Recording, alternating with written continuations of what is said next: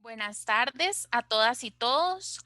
Muchísimas gracias por acompañarnos un programa más de Ventanas a la Política Internacional, un programa de la Escuela de Ciencias Políticas en coordinación con el Observatorio de la Política Internacional de esta unidad académica.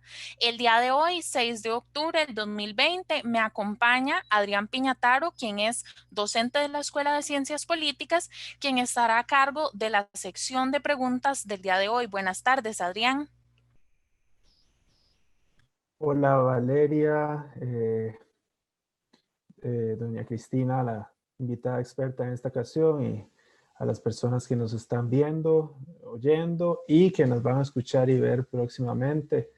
Les recordamos que pueden plantear sus preguntas, sus comentarios eh, para la persona expositora en el canal de YouTube, y los vamos a leer al final de la charla para pues tener alguna discusión. Entonces, muchas gracias y esperamos que sea de provecho para todos y todas. Muchas gracias, Adrián. Efectivamente, el día de hoy tenemos como invitada a doña Cristina Eguizábal en este programa que hemos denominado La nueva presidencia del BID y sus consecuencias para América Latina. Doña Cristina fue docente de la Universidad de Costa Rica y la Universidad Nacional y actualmente es docente en Flaxo con un curso de política exterior. Ella dio clases en Estados Unidos y en Europa, es ex embajadora de Costa Rica en Italia y es coautora de un artículo en la revista Foreign Affairs justamente sobre el tema que vamos a estudiar el día de hoy. Esta edición va a salir impresa próximamente, entonces les invitamos a todas y todos a mantenerse al tanto sobre este artículo. Como les mencioné, hoy vamos a hablar sobre el tema de la nueva presidencia del BID y sus consecuencias para América Latina. Entonces, sin más, le doy la bienvenida a doña Cristina y le cedo la palabra a partir de este momento. Muchas gracias.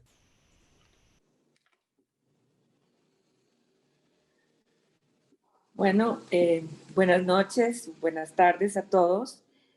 Es para mí un placer estar con ustedes esta tarde,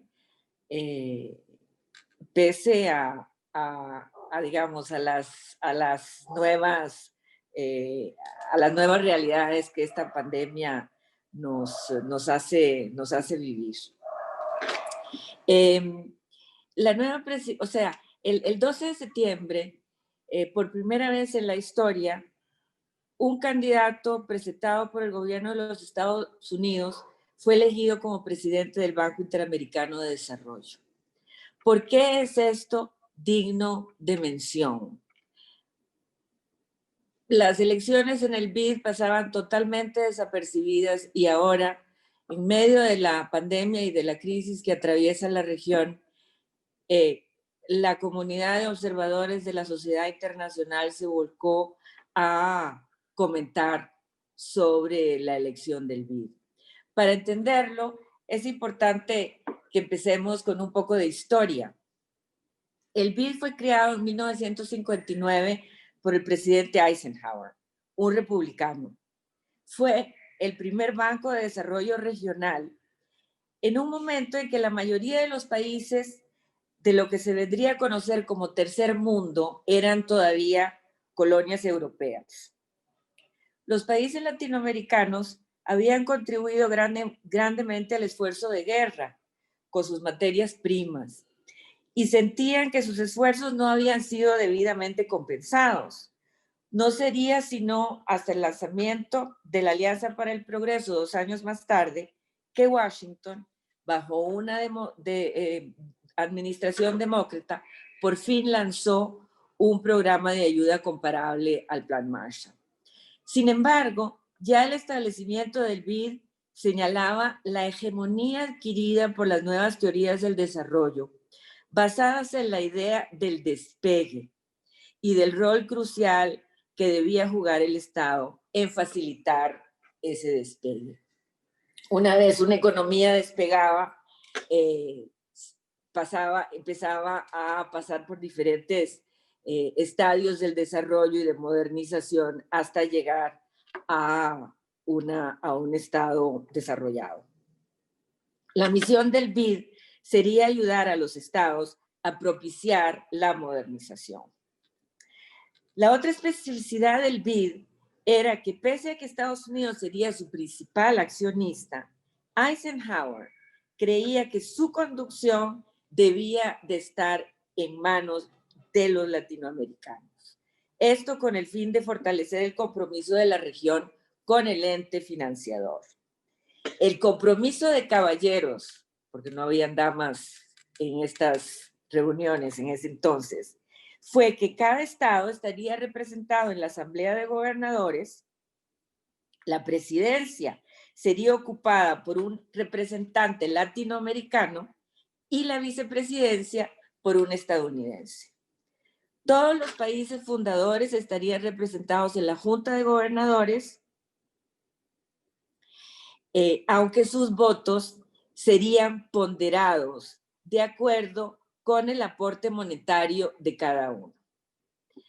América Latina tendría sí 50% de los votos, Argentina y Brasil con el mayor número, 11% cada uno, México 7%, y luego los más pequeños, los centroamericanos y caribeños, un 1.4% cada uno.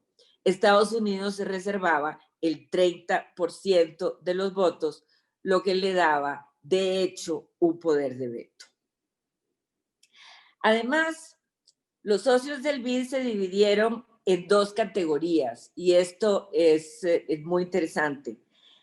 Se dividieron en, por un lado, los prestatarios, así llamados, que son los países que tienen derecho a acceder a créditos, y los no prestatarios, que son dueños de acciones o accionistas, que no reciben créditos, pero que participan en los proyectos financiados por el BID como ejecutores de las obras financiadas, o que multilateralizan su cooperación al desarrollo por medio del BID.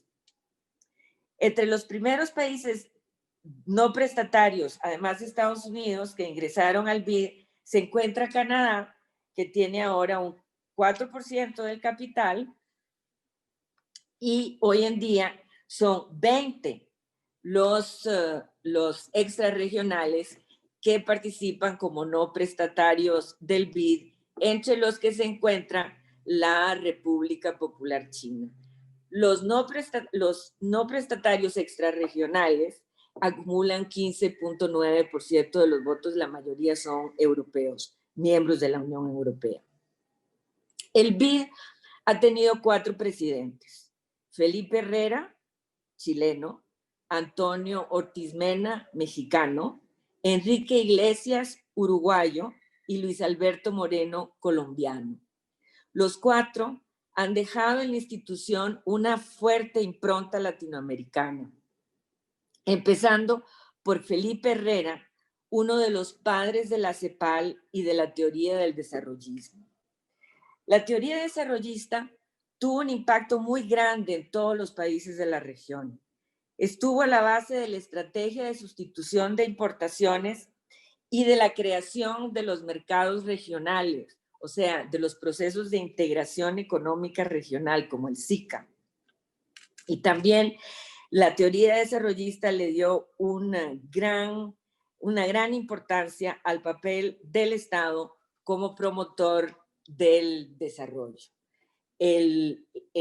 Las estrategias desarrollistas funcionaron bien y estuvieron a la base de un crecimiento económico en América Latina muy importante, pero para los 80, o sea, 30 años después más o menos de su lanzamiento, se habían agotado. Y la región latinoamericana pasó a implementar estrategias de crecimiento basadas en las exportaciones y en el libre comercio. Los que conocen la historia económica de Costa Rica saben perfectamente cómo sucedió esto, más o menos en el 83, 84, en el momento de la crisis centroamericana. El BID, aunque una organización con base en Washington, fue claramente influenciado por el pensamiento dominante de corte desarrollista, pero también posteriormente por el pensamiento de corte neoliberal.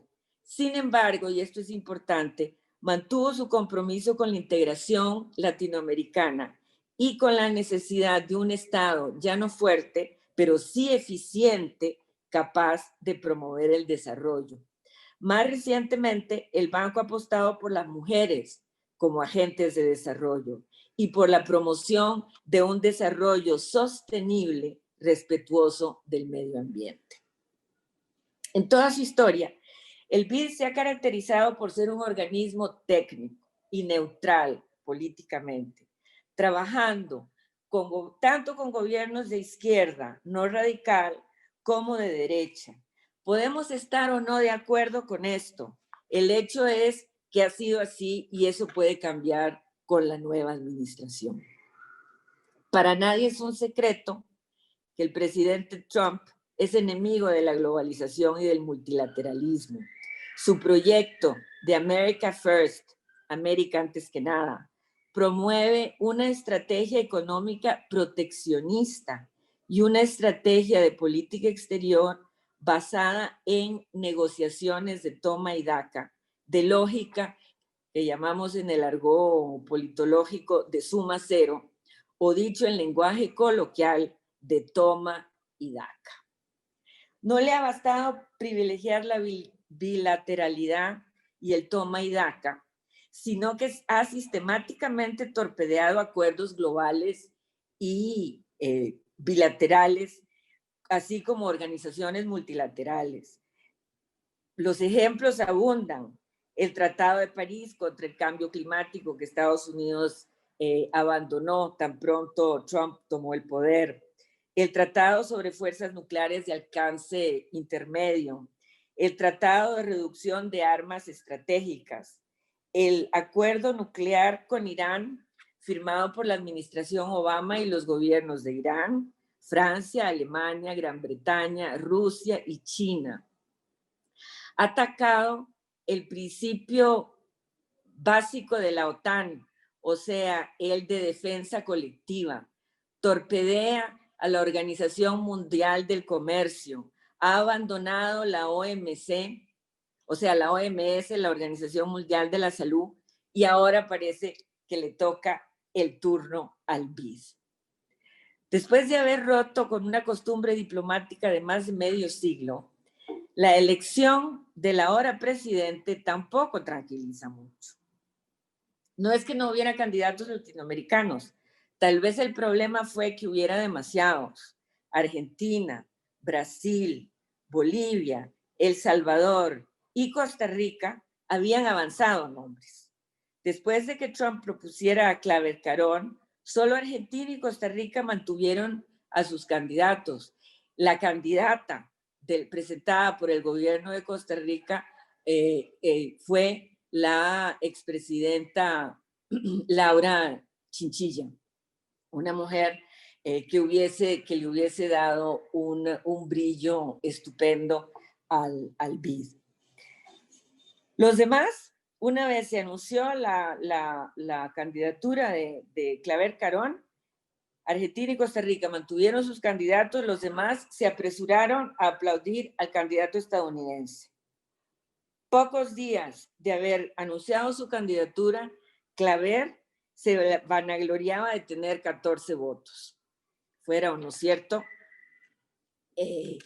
creó una gran zozobra, lo que hizo surgir un escenario alternativo, auspiciado por la Unión Europea y en América Latina por Argentina al principio. La nueva estrategia o la estrategia era la de posponer la elección hasta después de la elección presidencial en Estados Unidos. Varios senadores demócratas se pronunciaron a favor de esta opción. Inclusive el candidato Biden se refirió a la elección del BID criticando la candidatura de Claver Carón. Los gobiernos de Costa Rica, México y Chile posteriormente se sumaron a ella. La idea de posponer la elección no prosperó. No se obtuvieron los votos suficientes y, como planeado, el 12 de septiembre se reunió la Junta de Gobernadores de manera virtual, como hacemos las cosas ahora, y salió electo el candidato estadounidense con la mayoría de los votos, incluyendo el de nuestro país. Costa Rica terminó votando por Claver Carón. Ahora, ¿quién es Mauricio Claver Carón? El recientemente electo presidente es un abogado cubanoamericano, nacido en la Florida, activista anticastrista de larga data, tanto en el Partido Republicano de su estado natal como en los círculos republicanos de Washington. Le dio su adhesión a Trump desde muy temprano. Fue parte del equipo de transición y pasó a representar a Estados Unidos en el Fondo Monetario Internacional en una posición, y esto es interesante, ad interim, que no requería ser confirmada por el Senado. En 2018 pasó al Consejo Nacional de Seguridad de la Casa Blanca como director para el hemisferio occidental con el rango de asistente especial del presidente.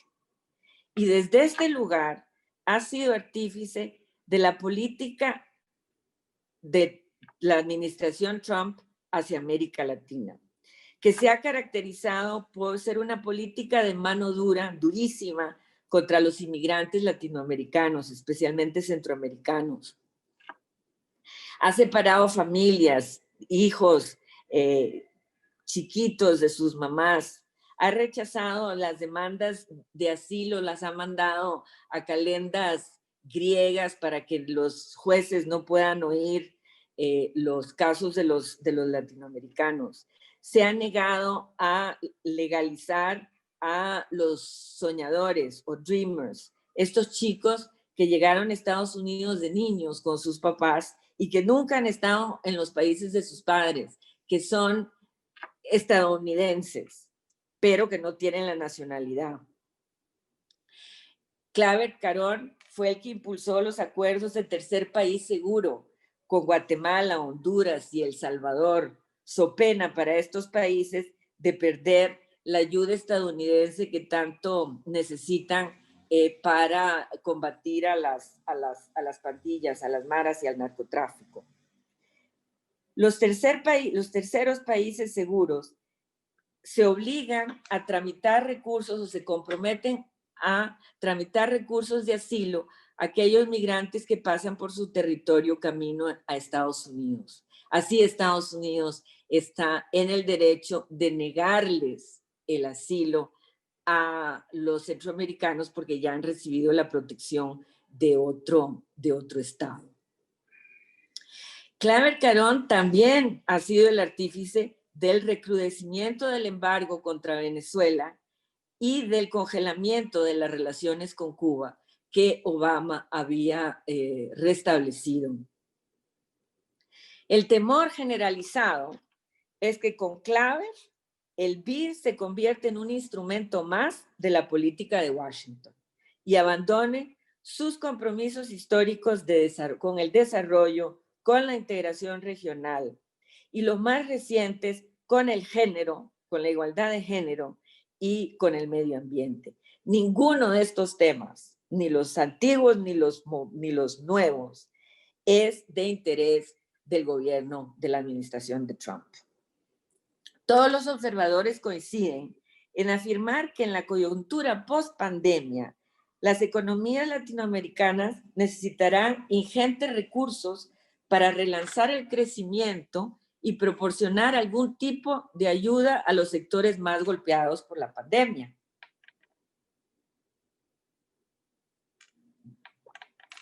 Si Trump gana las elecciones, posiblemente esto no pase. ¿Y qué pasa si Trump pierde las elecciones? Joe Biden no puede destituir al presidente del BID. Ha sido electo por la Junta de Gobernadores, ha sido debidamente electo, por la Junta de Gobernadores y no depende su nombramiento ni del presidente de Estados Unidos ni del Congreso de los Estados Unidos. Es de esperar, sin embargo, que la nueva administración le dé nuevas directrices a Claver Carón, más acordes con su política exterior hacia Latinoamérica. Biden ha dicho que volverá a una política de asilo más tradicional y se ha manifestado a favor de legalizar a los Dreamers. Si Biden es electo, ha prometido regresar al Tratado de París, o sea, con el del cambio climático. Ha dicho que favorecerá la inversión verde, respetuosa del medio ambiente en América Latina, y ha propuesto una alianza en favor del desarrollo sostenible con la región. Las grandes disrupciones ocasionadas en las cadenas logísticas de producción, aunadas al cambio climático, ocasionado por los grandes desplazamientos por mar y aire, han ilustrado de manera clara la ventaja de la deslocalización a proximidad. Esto favorecería a Latinoamérica, sobre todo a México, Centroamérica y el Caribe. Los países del norte de la región podrían sustituir en sus territorios procesos industriales que actualmente se realizan en Asia. Y con la ayuda de Biden y del BID, se podría hacer esto de manera respetuosa del medio ambiente. Se podrían convertir estas inversiones en las inversiones verdes de las que habla Biden. El BID podría jugar un papel crucial en que ayudar a que esta nueva industrialización sea verde y respetuosa de los derechos humanos de los trabajadores. Como ven, una elección en un organismo multilateral del que pocos hablan, porque el organismo multilateral importante en América, en el hemisferio occidental, ha sido en general la OEA y sus diversas organizaciones, pues esta vez un banco multilateral que ha sido un organismo técnico durante 50 años, se convierte en un ente politizado cuyo futuro depende del resultado de las elecciones en Estados Unidos. Esto es más o menos lo que yo les quería contar. O sea, la nueva presidencia del BID va a tener consecuencias en América Latina. Todavía no sabemos cuáles. Gracias. Muchísimas gracias, doña Cristina, por esta interesante disertación que justamente toca un tema muy actual y a raíz de que el nuevo presidente, Claver Carón, asumió hace algunos días la presidencia del BID. Entonces, bueno, me gustaría mencionarle algunas de las personas que se han manifestado a través de nuestras redes sociales. Tenemos conectada a la profesora Eugenia Aguirre, el director de nuestra unidad académica, el doctor Gerardo Hernández, y también el exdirector, también Fernando Celedón, quienes están conectados y nos han estado escribiendo a través de las redes. Y entonces, a partir de este momento, estaríamos entrando en un periodo de reflexión y de preguntas y respuestas. Entonces, a partir de este momento, estaría asumiendo la batuta el compañero Adrián Piñataro. Gracias, Valeria, por el pase. Pero principalmente muchas gracias, doña Cristina, por esta charla tan esclarecedora y sintética. A mí, al menos me genera una reflexión mientras recolectamos algunas preguntas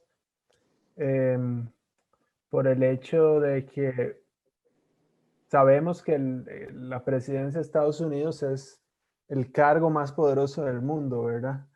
Pero muchas veces de eso lo asociamos con una invasión, ¿verdad? Algo así, por ejemplo, invadir otro país.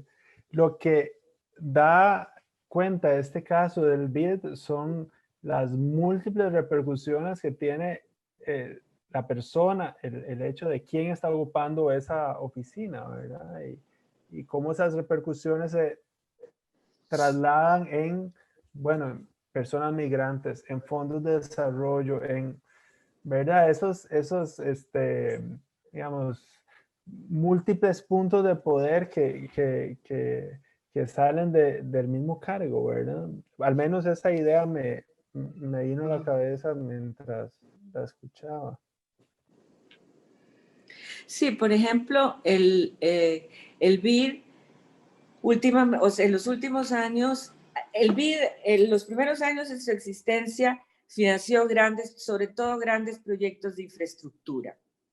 Las grandes represas que se construyeron en el hemisferio, o sea, en América Latina, básicamente las financiaron el Banco Mundial y el BID.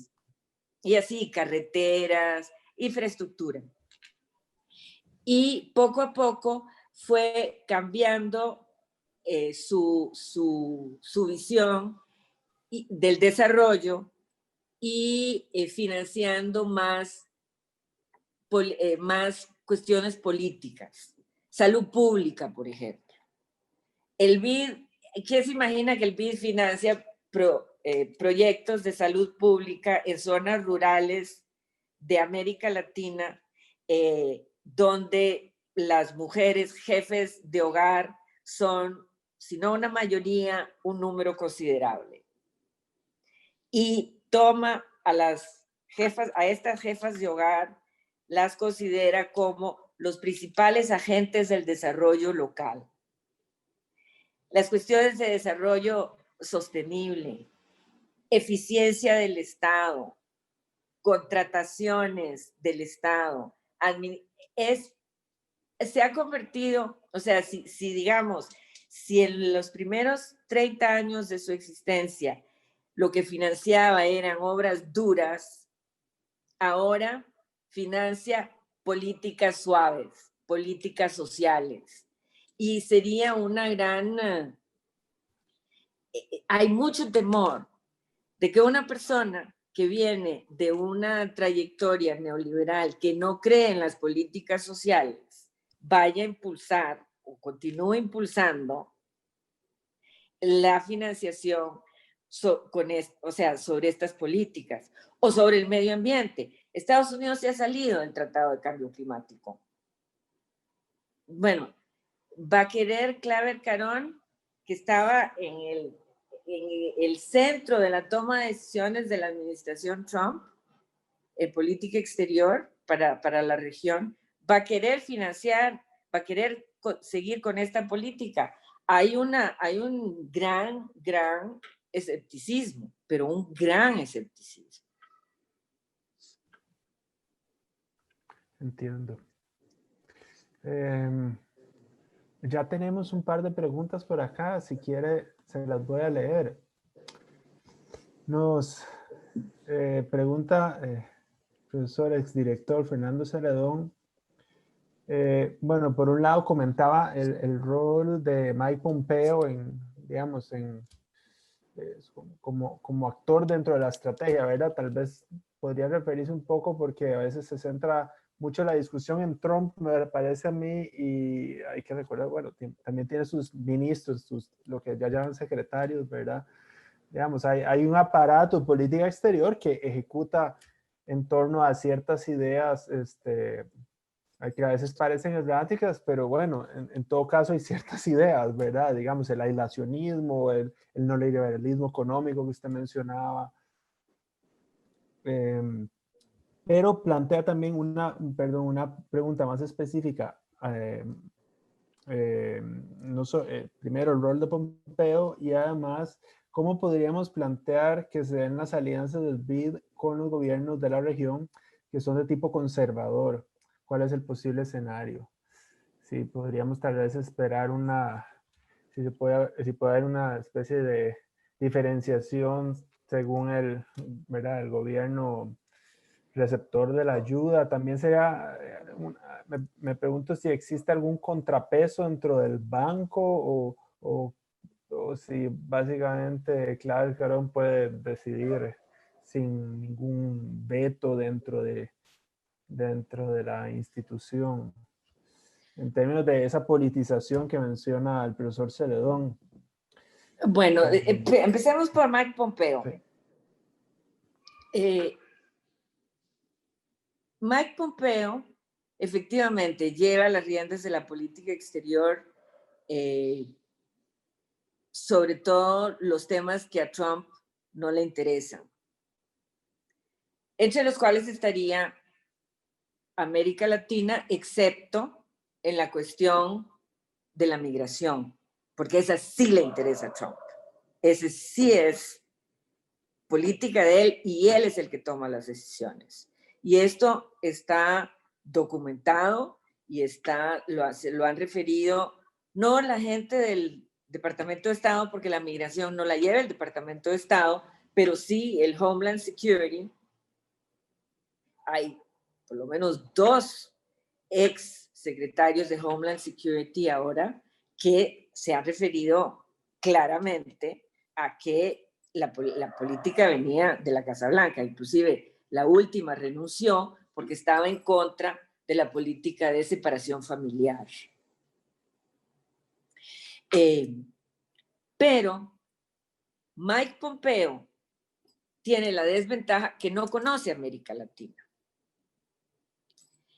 Y Claver Carón sí.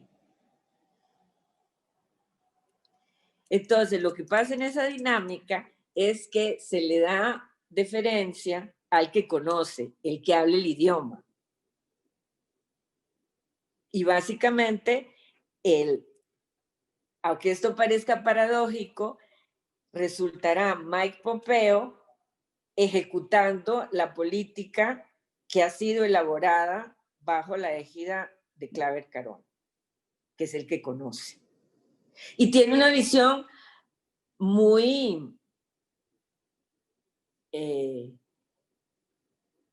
específica de América Latina, en el sentido de que América Latina son países secundarios, a excepción de Venezuela, Cuba y Nicaragua, porque son los países del eje del mal, son los países comunistas, son los países del socialismo del siglo XXI, o como lo querramos llamar. Con relación a la relación del BID con los gobiernos conservadores de América Latina. El BID tiene la ventaja de que si no regala el dinero, pues no lo regala, sí lo presta. Y aún los gobiernos conservadores necesitan financiamiento externo.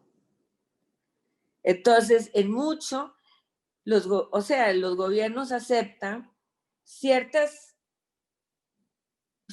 proyectos que el BID formula y que no son progresistas en sí, son técnicos, están basados en nuevas ideas del desarrollo y desarrollo sostenible. Tal vez, digamos, pensando en 2 o 3 gobiernos conservadores que están en América Latina ahora. Jair Bolsonaro, el de Brasil. Iván Duque, el de Colombia. Y Sebastián Piñera, el de Chile. El único que rechazaría posiblemente algunas de los condicionantes del BID sería Jair Bolsonaro, que está dejando que se queme el Amazonas y no le importa. Está echando la culpa a los indígenas y no a los rancheros que queman grandes extensiones de selva para convertirlos en pastizales o en campos de cultivo de la soja. Pero Sebastián Piñera o Iván Duque no creo que tengan problema en que se financien proyectos de salud pública donde las mujeres jueguen un rol preponderante.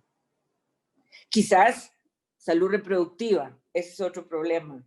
Pero habría que ver posiblemente proyecto por proyecto. La otra cosa, que sí es un freno para Claver Carón, son los accionistas. ¿Ya? O sea, Estados Unidos tiene un poder de veto virtual Pero un poder de veto es la capacidad de decir, este proyecto no se hace. Un poder de veto no es la capacidad de decir, este proyecto se hace. Y los países europeos, los países donantes, los países prestatarios, muchas veces al depositar los fondos en el BID, mantienen el control de esos fondos. O sea, el gobierno de Japón da un préstamo o da una contribución de $1.000 millones al BID y manda a un diplomático japonés a que lo vigile.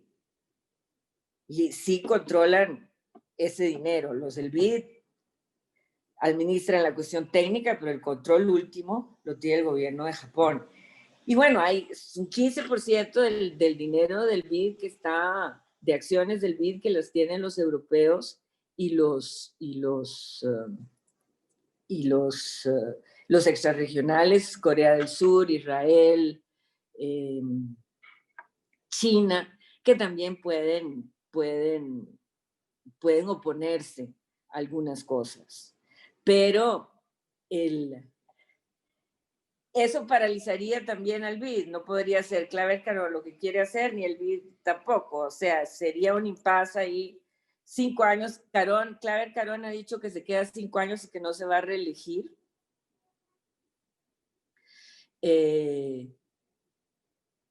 Veremos. Es un magnífico puesto, ¿eh? Se gana muy buena plata. Va a ganar más de lo que ha ganado en su vida. Y esto también entra en las consideraciones de la gente cuando acepta un trabajo. Y eso, cuando hacemos los análisis, no lo pensamos, pero también todos hemos aceptado trabajos y sabemos que el sueldo es algo que cuenta. Entonces o sea, no se puede hablar de blanco o negro, pero sí, digamos, como costarricense, creo que el BID le hubiera ido muchísimo mejor con doña Laura como presidente que con Claver Carón. La esperanza es que Biden, que si llega Biden, que logre cambiar un poco las directrices y que entonces el BID se alinee más con las políticas exteriores que ellos van a desarrollar.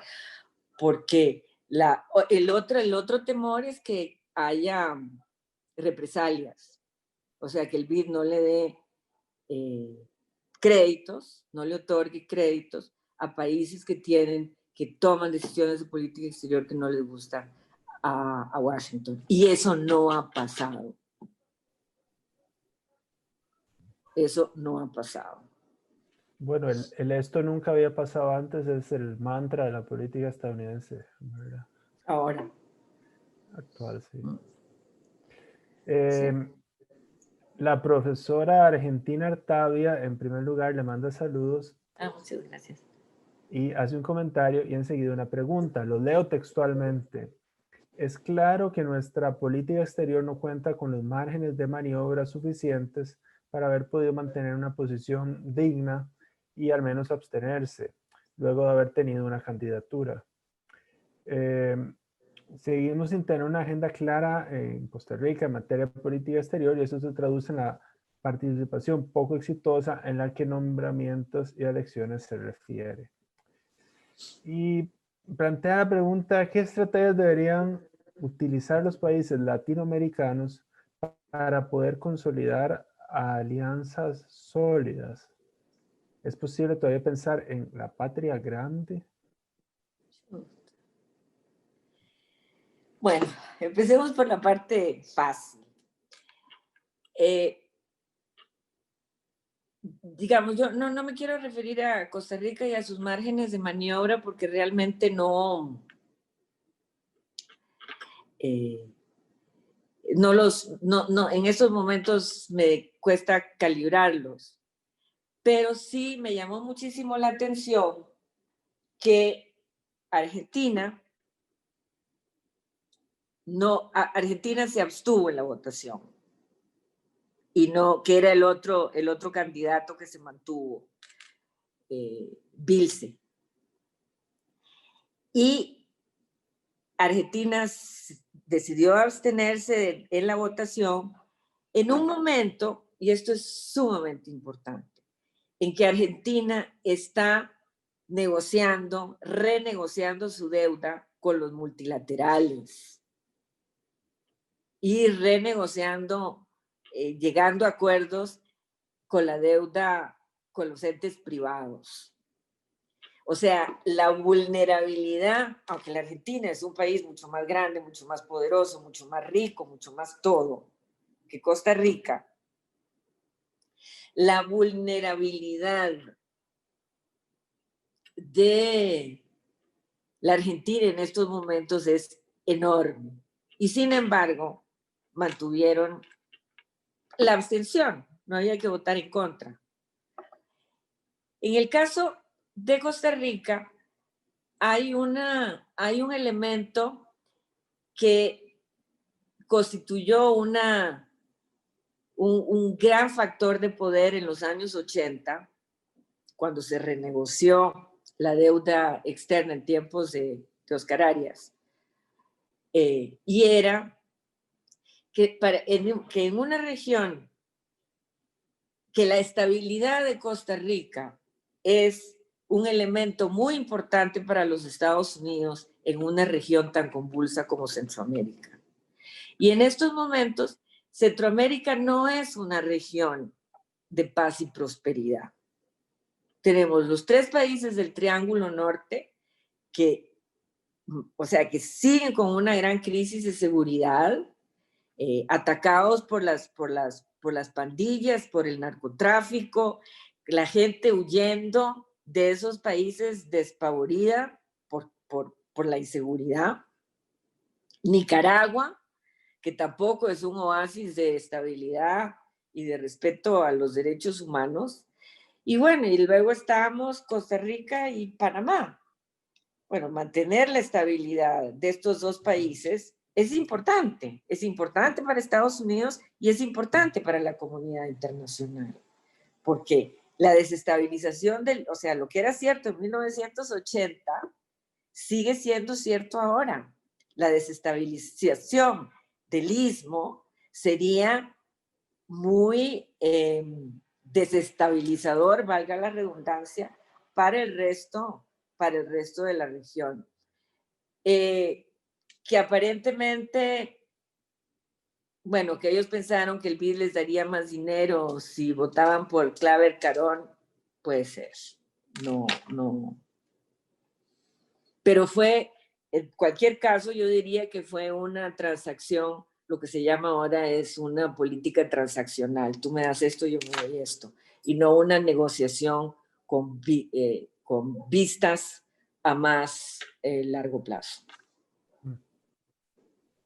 Y de hecho, no solo largo plazo, un plazo corto que puede cambiar radicalmente. Exacto. Puede permanecer, ¿verdad? Pero hay 2 preguntas que están muy relacionadas, entonces las voy a leer seguidas, porque por un lado pregunta el profesor Gerardo Hernández, ¿cuáles son los intereses específicos de Estados Unidos en el BID, siendo la administración actual tan contraria al multilateralismo? Claro, puede parecer contradictorio que por un lado tiende al aislacionismo, pero por otro tiene interés en el BID. Y en la misma dirección pregunta Juan y Guzmán, profesora estimada de la escuela también, en caso de que gane Trump y hablando en específico sobre la politización del BID, ¿cuál podría ser un escenario posible entre Estados Unidos y demás países extrarregionales? Un poco pensando los intereses también de política exterior. Con relación al multilateralismo, me parece excelente la pregunta, además muy, muy desafiante, pero es que no es, o sea, no es contradictorio. Trump está en contra del multilateralismo, pero no está en contra de America First, de América antes que nada. Y si él puede convertir al BID en un instrumento de la política de Estados Unidos, fantástico. Tiene un nuevo instrumento de política exterior, básicamente de gratis, porque de todos modos le da la plata. Entonces, por eso en mi exposición dije, bueno, será ahora, le tocará al BID ahora que le destrocen su carácter multilateral. Porque eso acabaría, o sea, convertirse en un instrumento de Washington y que el BID rehúse créditos con base en criterios de política exterior de Washington, sería eso. Washington tiene el Exim Bank, que sí da créditos basados en las prioridades de política exterior de Estados Unidos. Bueno, el banco es de ellos, es un banco de desarrollo de ellos, que por cierto trabaja muy de cerca con la industria norteamericana y da dinero en general a ayudar a que la inversión directa norteamericana sea rentable para todos, pero también, sobre todo, para los intereses norteamericanos. El problema bueno, no con el BID, pero digamos, con América Latina ahora, es que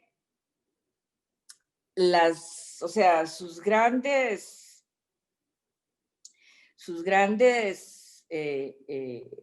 contrapartes, que han sido Estados Unidos, Europa Occidental, la Unión Europea, e inclusive China ahora,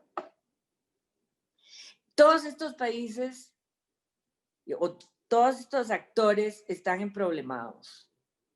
La Unión Europea, que no termina de salir de su Brexit y no termina de ver cómo se van a relacionar las economías europeas, sobre todo de Europa del Sur, van a salir de esta pandemia absolutamente debilitadas. España, Italia, inclusive Francia, Alemania.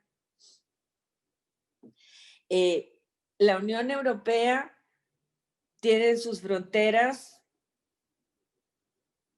por lo menos 3 guerras cerquita: Ucrania, Bielorrusia, Turquía y el Mediterráneo Oriental, y ahora Turquía peleándose con Rusia en Nagorno, en el Cáucaso, en Nagorno-Karabaj.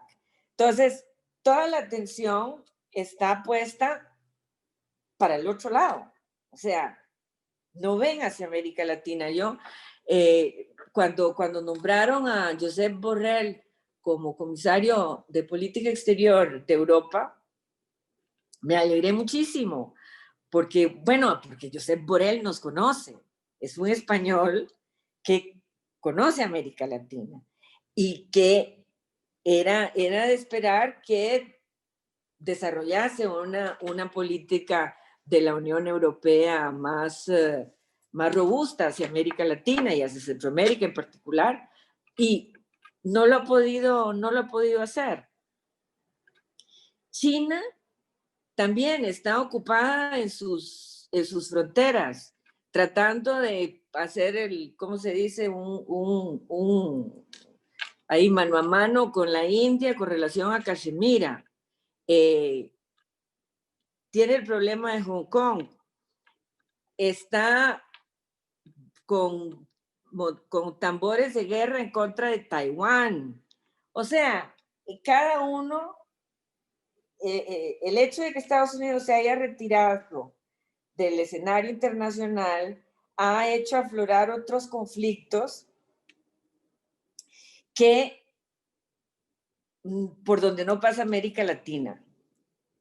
Entonces, todo esto se refleja en el BID,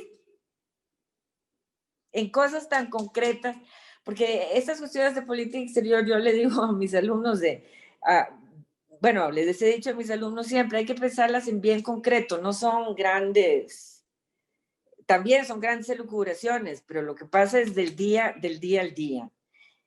El BID. El BID posiblemente necesitaría recapitalizarse, porque va a necesitar mucha plata para ayudarle a los socios prestatarios, o sea, a nosotros, salir de la crisis. Y no tiene la plata.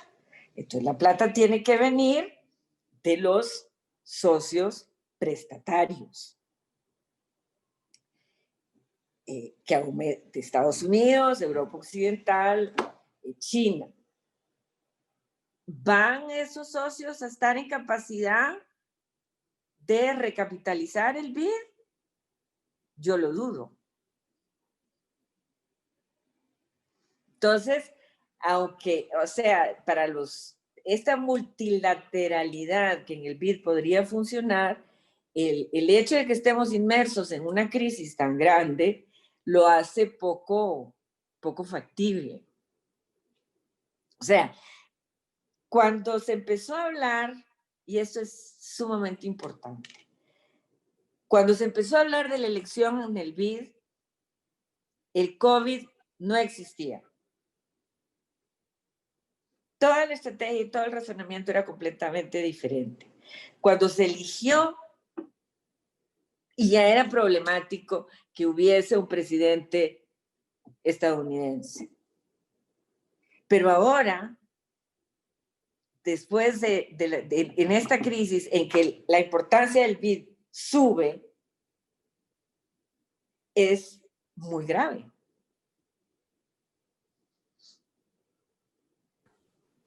Para cerrar, una última pregunta que sigue en esta tónica de pensar la elección en términos geopolíticos y también de estas acciones puntuales que destaca usted. Nos dice el profesor Javier Johannin de la Escuela de Ciencias Políticas del Observatorio de Política Internacional. ¿Hasta qué punto está la elección de Claron? ¿Hasta qué punto podría estar relacionada con la iniciativa lanzada en 2019, América Crece, por el Departamento de Estado de Estados Unidos? ¿Es posible que esta elección sea una forma de reafirmar una especie de doctrina Monroe frente a la franja y la ruta de China? ¿Es posible incluso afirmar prácticamente como cártel o monopolio económico que sea tecnología estadounidense la que instale la red 5G en América Latina? Sí, absolutamente. Y esto lo ha dicho Claver Carón, lo ha dicho explícitamente. Ha dicho explícitamente que que su elección es parte de esta estrategia del Departamento de Estado de América para la región latinoamericana. Ha dicho explícitamente que es para frenar la influencia china en la región. O sea, no es un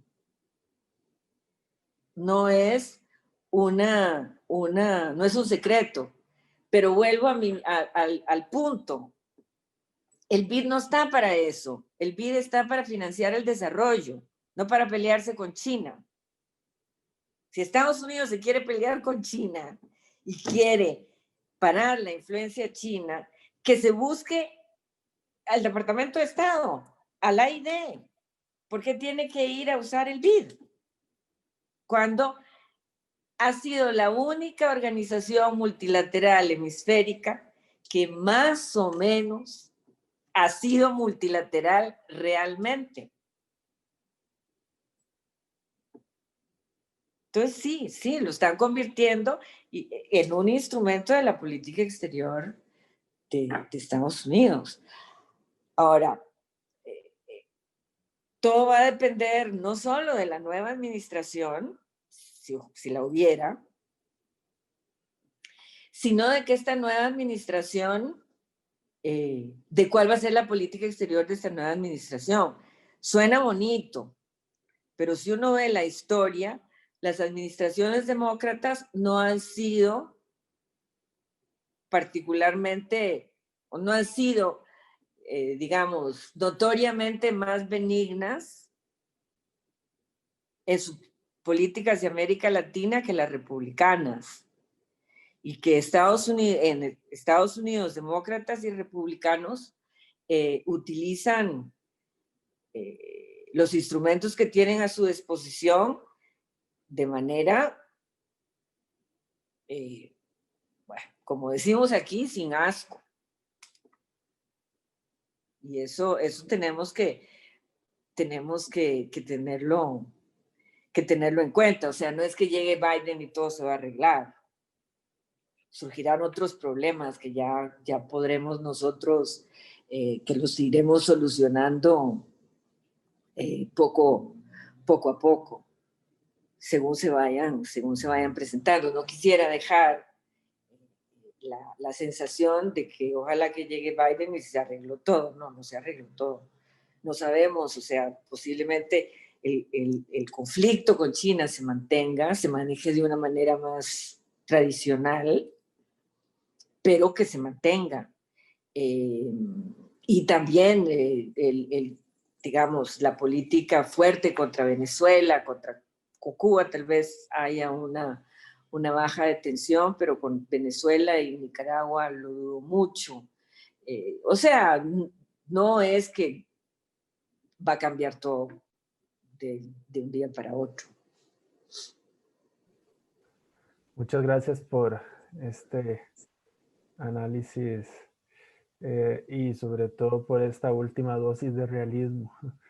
Y creo que esta charla en un mes va a haber que revisitarla y va a estar disponible en YouTube, porque por esto último que decía, no importa el resultado, es decir, hay consecuencias y hablamos mucho de la inercia de las instituciones, pero también las instituciones se transforman. En este caso del BID, hay un impacto, ¿verdad?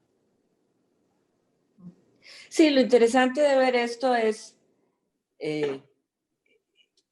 del BID, no es el BID, o sea, es inserto en todo como dijo usted mismo, en todo un universo geopolítico que hay que tener en cuenta en algunos tipos de análisis. Yo no soy economista, entonces yo no puedo hablar del BID o sea, sobre sus teorías económicas y sobre sus bases, o sea, su concepción del desarrollo, pero sí puedo hablar del BID como un elemento crucial dentro de la institucionalidad hemisférica desde un punto de vista geopolítico, que es mi campo. Muchas gracias. Un placer. Ha sido un placer estar con ustedes y muchísimas gracias por la invitación. Muchísimas gracias, doña Cristina y Adrián, por habernos acompañado el día de hoy. Efectivamente ha sido muy provechoso el intercambio que tuvimos esta noche. Recordarles sobre las próximas ediciones que vamos a tener en nuestro programa Ventanas. Como siempre, que estamos generalmente los martes y algunas veces los miércoles. El 13 de octubre vamos a tener el análisis de coyuntura sobre el Fondo Monetario Internacional en Costa Rica a cargo del OPNA de la Escuela de Ciencias Políticas.